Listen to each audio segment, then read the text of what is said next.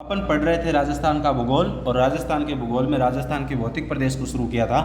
और हमने अपने पिछली क्लास में अरावली पर्वतीय प्रदेश का आधा भाग देख लिया था।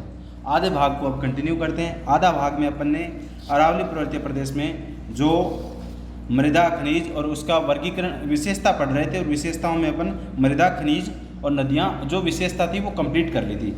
अब अपन लास्ट किसी भी भौतिक प्रदेश के 4 टॉपिक पढ़ते हैं। पहला उसकी उत्पत्ति, विस्तार, विशेषता और वर्गीकरण। चौथा वर्गीकरण को आज पढ़ेंगे। विशेषता तक ने अपने पढ़ लिया था पिछली क्लास में, ठीक है।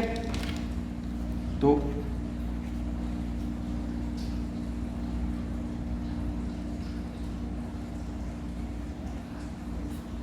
वर्गीकरण, तो बात की जाए अरावली पर्वतीय प्रदेश के वर्गीकरण की, तो वर्गीकरण उनका 3 भागों में किया गया है। उत्तरी अरावली, मध्य अरावली और दक्षिण अरावली। तो ये वर्गीकरण का आधार पूछे, किस आधार पे बांट दिया, किस आधार पे बता दिया ये उत्तर अरावली है, ये मध्य अरावली है, ये दक्षिण अरावली है। तो उनके वर्गीकरण का जो आधार था वो है ऊंचाई, कि जिस साइड ऊंचाई थी उस ऊंचाई को आधार मानते हुए अरावली पर्वतीय प्रदेश का वर्गीकरण कर दिया। कितने भागों में? 3 भागों में। कौन कौन सा है? पहला है उत्तरी अरावली,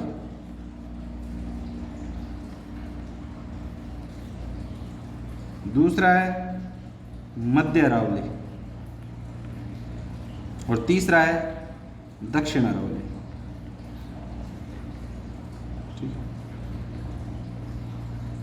इन्हीं अरावली में अपन देखेंगे कि कौन कौन सी पहाड़ियाँ हैं, कौन कौन सी चोटियाँ हैं। तो उत्तरी अरावली जो उत्तर की साइड है, मध्य अरावली जो अजमेर मेरवाड़ा वाली, और दक्षिण अरावली जो दक्षिण में है, उदयपुर, राजसमंद, ये वाली, ठीक है, सिरोही, ये एरिया है। ये अपन इसमें दक्षिण में पढ़ेंगे। मध्य में अजमेर वाला, और अजमेर से ऊपर जयपुर, सीकर, झुंझुनू, ये अलवर, ये वाला क्षेत्र अपन उत्तरी अरावली में देखते हैं। तो उत्तरी अरावली में जिले कौन कौन से आते हैं? विस्तार के कहाँ कहाँ हैं उत्तरी अरावली में? तो विस्तार की बात की जाए तो इसका विस्तार है, पहला है झुंझुनू, दूसरा है अलवर, तीसरा है जयपुर और चौथा है सीकर। ये 4 जिलों के अंदर है। और इसकी प्रमुख पहाड़ियाँ जो अपने को याद होनी चाहिए, पहली है पालखेत की पहाड़ी। पालखेत की पहाड़ी, जो पालखेत की पहाड़ी है वो है झुंझुनू में, ठीक है। 2 नंबर पे आती है मालखेत की पहाड़ी, तीसरी आती है तोरावटी और चौथी आती है हर्ष पर्वत, ठीक है।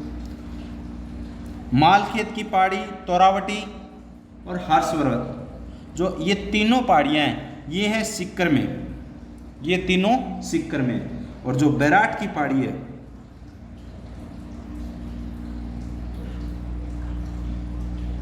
और सेवर की पहाड़ियाँ हैं,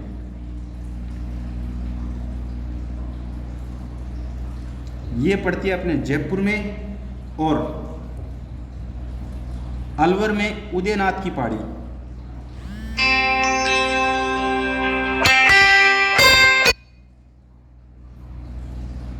उदयनाथ की पहाड़ी,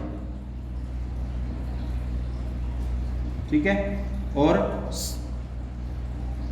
हर्ष की पहाड़ियां।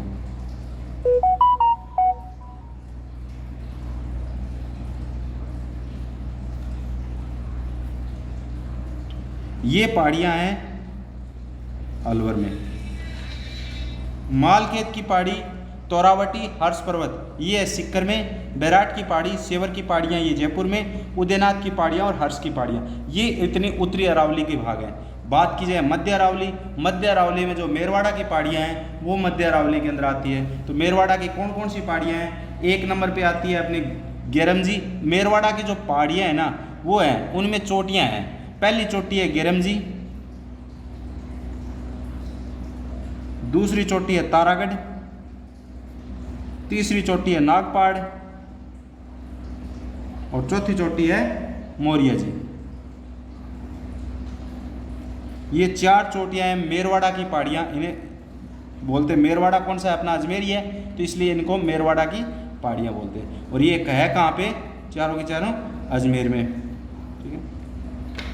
गेरमजी गिरमजी नहीं सॉरी गोरमजी, गोरमजी, तारागढ़, नागपाड़, मौर्या जी, ये मेरवाड़ा की पहाड़ियों की ऊंची चोटियां हैं। और बात की जाए दक्षिण अरावली, तो दक्षिण अरावली फैली हुई है राजसमंद, उदयपुर, सिरोही और भीलवाड़ा में। जो दक्षिण अरावली की प्रमुख चोटियां हैं और प्रमुख पहाड़ियां हैं उनकी बात अपन डिटेल में करेंगे। एक बार मैप में देख लेते हैं कौन सी पहाड़ी कहाँ पे है। ठीक है, तो ये रहा अपना खाली मैप, ठीक है, यहाँ इसमें देख लेते हैं। ठीक है, तो जो पालखेत की पहाड़ियाँ हैं वो है झुंझुनू में। ठीक है, थोड़ा जो पालखेत की पहाड़ियाँ हैं वो ये अपना झुंझुनू में है। और झुंझुनू में जो पालखेत की पहाड़ियाँ हैं उनकी सबसे ऊंची चोटी है वो है बबाई। पालखेत की पहाड़ियों की सबसे ऊंची चोटी है, उसका नाम क्या है? बबाई। सिक्कर में कितनी पहाड़ियाँ हैं? सिक्कर में अपने पढ़ी थी 3 पहाड़ियाँ, मालखेत की पहाड़ियाँ, तोरावटी और हर्ष पर्वत। इन तीनों पहाड़ियाँ ये है सिक्कर में।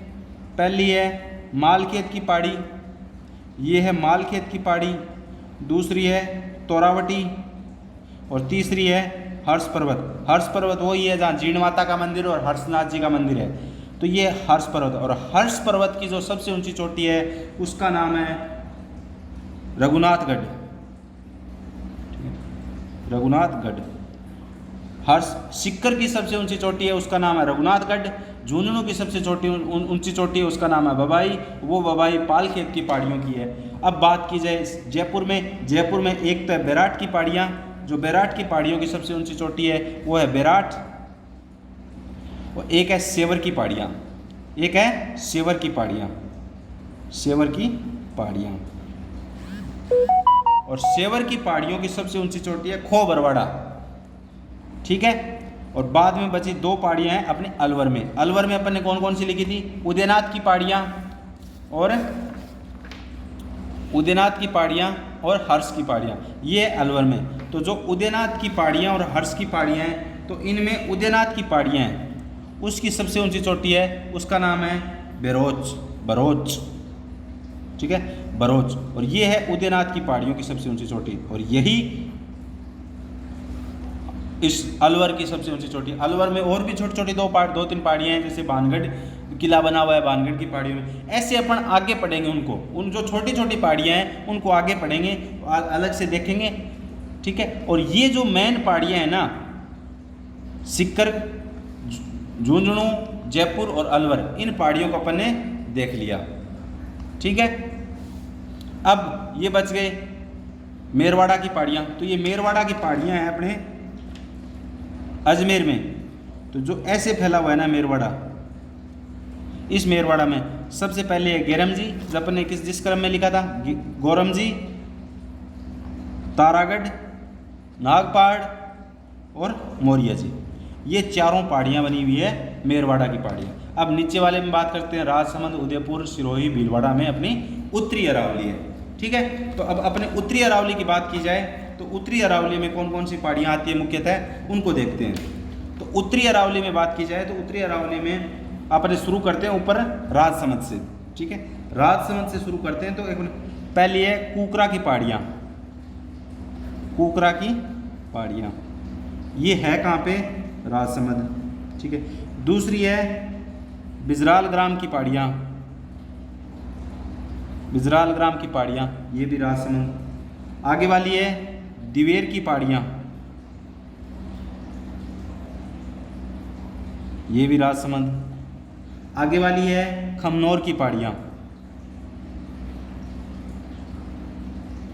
खमनौर की पहाड़ियाँ, ये भी राजसमंद।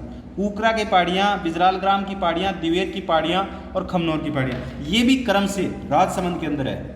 ठीक है, राजसमंद मैप में बात की जाए तो यहाँ से शुरू होती है ये। ठीक है, तो 1 नंबर पे आती है अपने कुकरा की पहाड़ियाँ।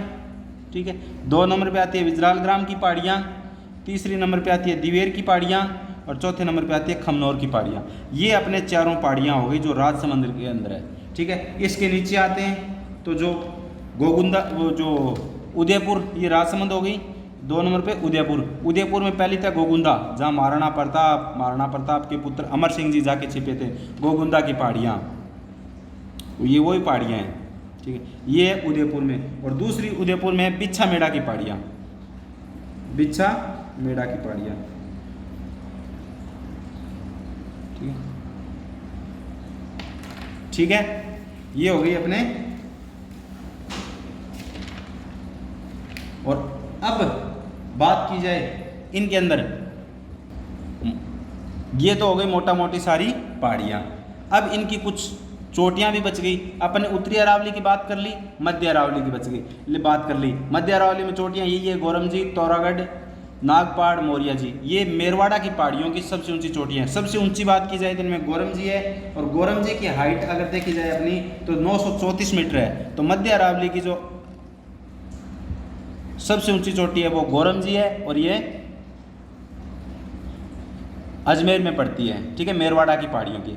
अब अपन इनकी भी ऊंची चोटी पढ़ ली, इनकी भी ऊंची चोटियां पढ़ ली, तो इनकी देख लेते हैं। तो उत्तरी अरावली में सबसे ऊंची चोटी कौन सी है, सबको पता है, गुरु शिखर 1722 मीटर ऊंची चोटी है, ठीक है। तो अब दक्षिण अरावली की प्रमुख चोटियां देख लेते हैं कि दक्षिण अरावली में प्रमुख कौन कौन सी चोटियां हैं, ठीक है। तो अपन ने पहले स्टार्टिंग में भी जो एक पहाड़ियों वाला मैप बनाया था, उसमें पहली थी अचलगढ़, बाद में गुरु शिखर सबसे ऊंची, गुरु शिखर के बाद में शेर के बाद में दिलवाड़ा, दिलवाड़ा के बाद में जरगा। ये क्रम ही है पहाड़ियों का। तो सबसे ऊंची चोटी है गुरु शिखर, गुरु शिखर 1722 मीटर ऊंची चोटी है। दूसरे नंबर पे आती है शेर, जो 1597 मीटर है। और तीसरे नंबर पे आती है दिलवाड़ा, और दिलवाड़ा 1442 मीटर ऊंची है। ये तीनों ही चोटियां सिरोही में पड़ती है, ठीक है। और आगे वाली इंपॉर्टेंट आती है जरगा। जरगा उदयपुर की सबसे ऊंची चोटी है। और राजस्थान में चोटियों का क्रम याद की जाए तो तीसरे नंबर की चोटी दिलवाड़ा और चौथे नंबर की जरगा है। ये पड़ती है अपने उदयपुर में। इसकी ऊंचाई 1430 मीटर है, ठीक है। ये अपने को याद रखनी है। और उसके बाद अचलगढ़ भी हो गई, वो सिरोही में है, कुंभलगढ़ है, वो भी ये क्रम में इनसे कम रह जाती है, ठीक है। तो ये हो गई चोटियाँ। अब अपने को पढ़ने पठार, क्योंकि पहाड़ियाँ और पहाड़ी के अंदर अरावली में बहुत सारे पठार है। जैसे अपना बात की जाए जो चित्तौड़गढ़ दुर्ग बना हुआ है वो मेसा के पठार पे बना हुआ है। जैसे अपन ने पढ़ा था बोमट का पठार जो जल विभाजक का काम करता है। उन्हीं पठारों को अपन देखेंगे। जैसे माउंट आबू में जाते हैं तो आबू का पठार, उड़िया का पठार अपन पढ़ते हैं ना, राजस्थान का सबसे ऊंचा पठार, तो वो कौन सा है, उड़िया का पठार। उन्हीं पठारों की अब बात करेंगे अपन, वो भी डिटेल में। तो एडिंग है अरावली के प्रमुख पठार।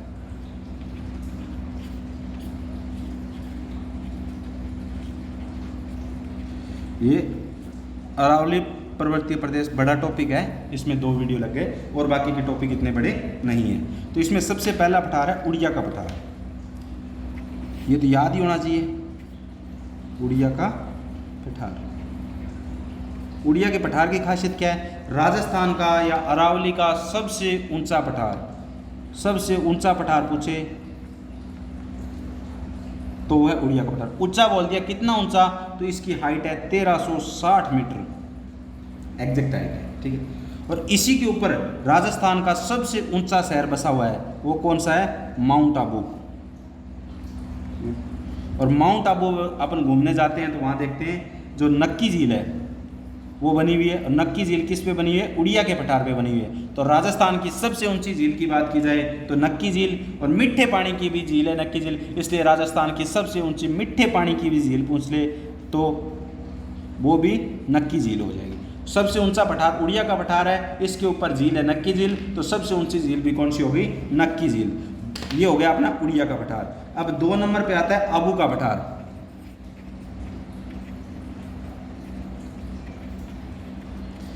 ये अपना दूसरा सबसे ऊंचा पठार है। तो इसके लिए 2 टेक्निकल वर्ड काम में लिए गए हैं। एक तो पहला होता है, इसको बैथोलिक संरचना बताई गई है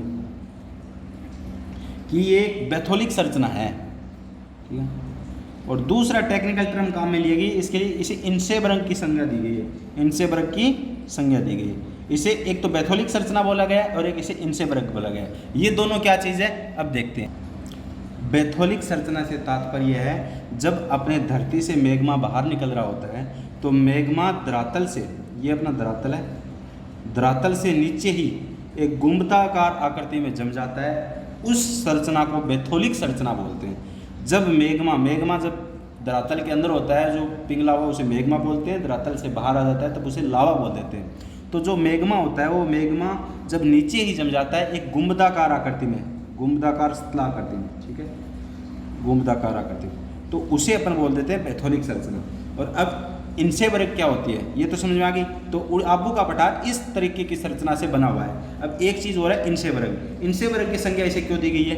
अब इसमें एक छोटा सा कंपैरिजन, एक कठोर संरचना है, ठीक है, एक कठोर संरचना, जैसे मान लो एग्जाम्पल के लिए पहाड़ है और इसके पास में ही एक रेत का टिल्ला बना हुआ है, तो टिल्ला एक कमजोर मुलायम संरचना होती है, ठीक है, और एक कठोर संरचना होती है। तो जब इन पे कटाव लगेगा, पवन हवा द्वारा अपर्दन होगा इसका, तो अपर्दन होगा तो ये जो कठोर संरचना है वो इस तरीके से बन जाएगी एक, ठीक है, यानी कटाव सिर्फ किसका होगा, मुलायम वाले का होगा, कठोर वाला उस जगह जमा का जमा रह जाएगा। तो यही चीज़ आबू के पठार में, आबू का पठार कठोर संरचना है और इसके आसपास का क्षेत्र इससे कम कठोर से बना हुआ है, तो उसकी वजह से यहाँ पवनों से अपर्दन हुआ है इसका, और इस तरीके की जो संरचना बन गई है, इसीलिए इसे इनसेबरग की संज्ञा दी गई है। तो दो पठार हो गए, उड़िया का पठार और आबू का पठार। अब अपन बात करते हैं तीसरा पठार। तीसरा पठार है बोराट का पठार।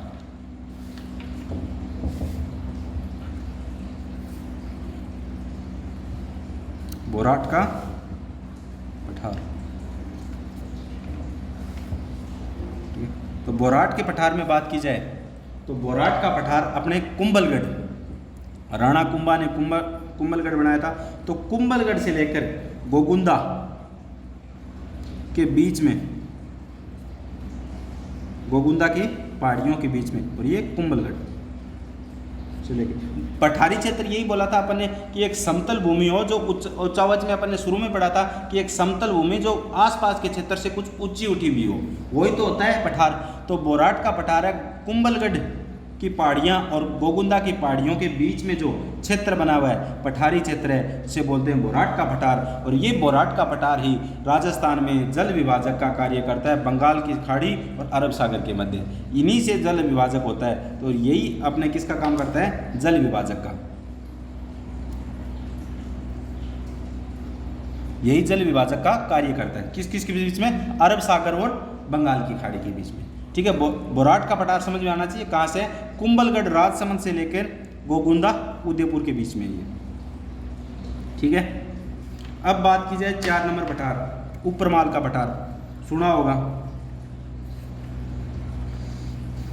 पठार। ये डायरेक्ट क्वेश्चन पूछता है कि ये पठार कहाँ पर स्थित है, तो अगर जिला पूछे तो अपने को जिला होना चाहिए, इस जिले में विस्तृत है, ठीक है।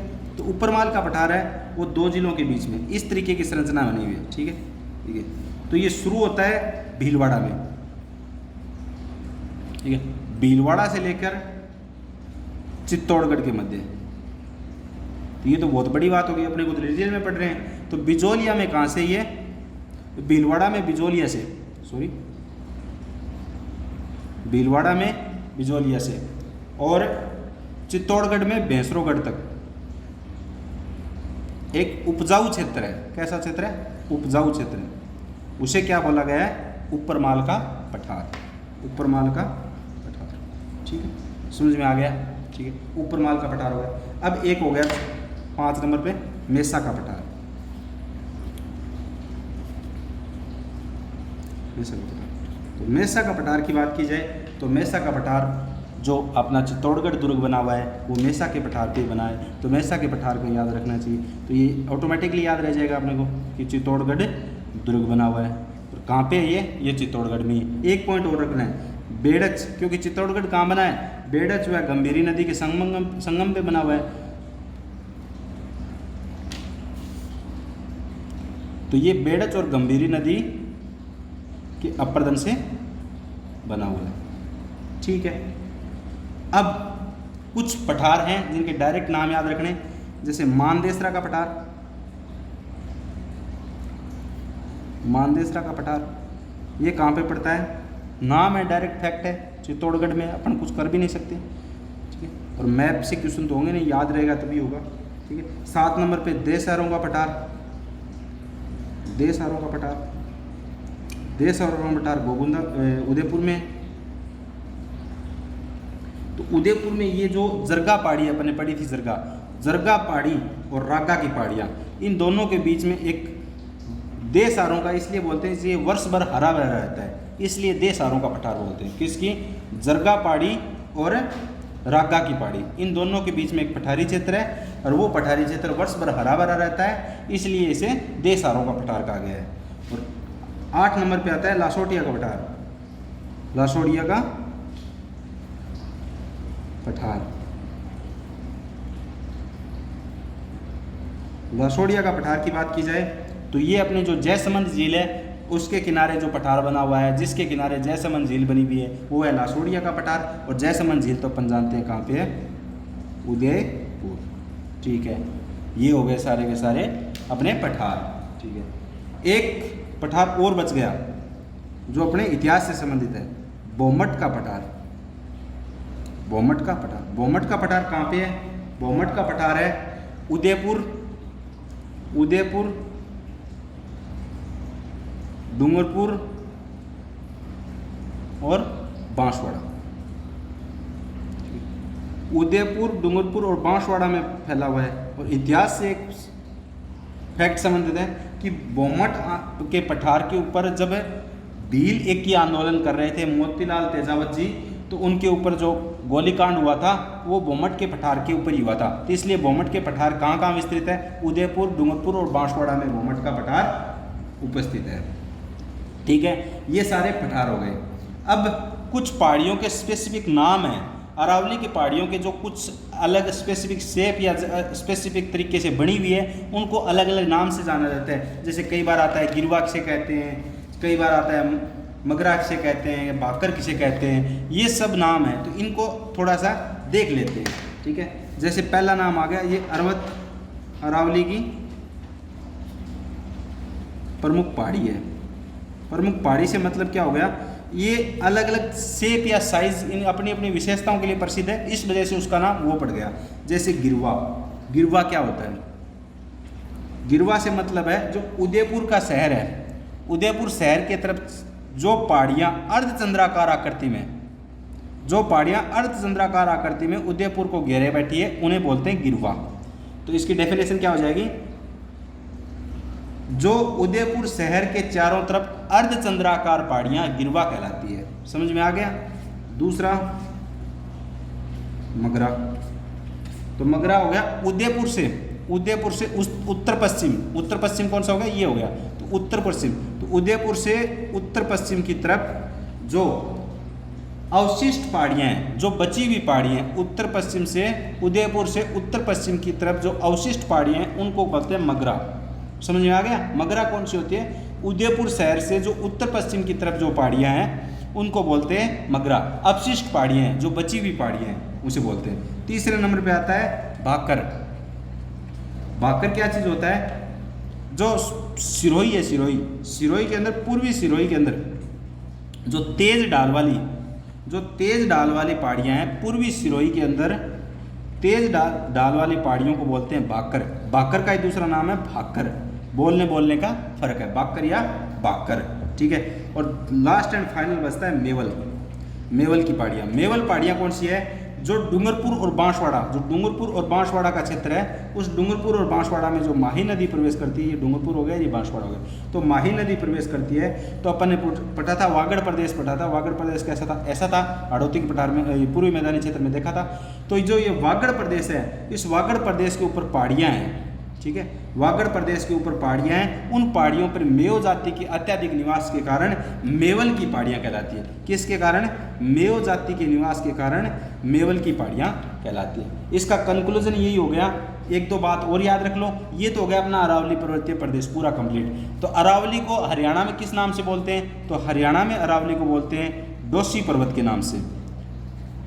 ठीक है, और दिल्ली में किस नाम से बोलते हैं? दिल्ली में बोलते हैं रायसीना हिल, दिल्ली में बोलते हैं रायसीना हिल्स, जहाँ पे राष्ट्रपति भवन बना हुआ है। तो ये इसके मेन नाम हो गए, और तो कुछ है नहीं। ये अरावली का विस्तार अपन ने डिटेल में देख लिया। अब धन्यवाद।